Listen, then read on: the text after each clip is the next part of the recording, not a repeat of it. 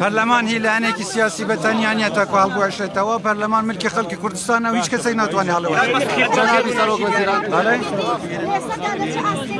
چی؟ لە ئاستێکی باشدا کۆبوونەوەکانیش باش بە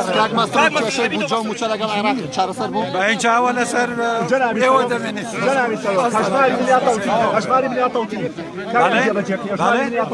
هەژماری من لە بەرژەوەندی خەڵکی کوردستانە هەر کەسێ دژی هەژماری من بێ دژی دەستهەڵاتی فەردی کوردیە کە ببێ بە خاوەنی ئەکاونتی خۆی حسابی بانکی خۆی کە ببێ بە خاوەنی ئیرادەی ماڵی خۆی.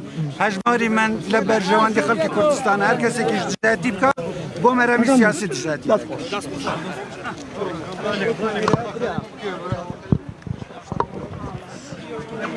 بینەرانی پایتەخت میدیا ساڵتان لێ بێت. ئەوە مەسرور بارزانی بوو سەرۆکی حکوومەتی هەرێمی کوردستان کە قسەی بۆ میدیاکان کرد پاژەوەی کە ئەمڕۆ نۆیەمین دیداری سلێمانی بۆ نۆیەمین ساڵ لە زانکۆی سلێمانی لە زانکۆی ئەمریکی لە سلێمانی بەڕێوە چوو و لە دیمەنەکاندا دەبینەوەی ئێستا مەسرور بارزانی دیدارەکەی بەجێهێشت پاشەوەی کە نزیکەی 2 کاتژمێر دەبێت کاگەیشتە دیدارەکە بەشداری کرد و هاوشەوەی سەرکردە سیاسیەکانی دیکە.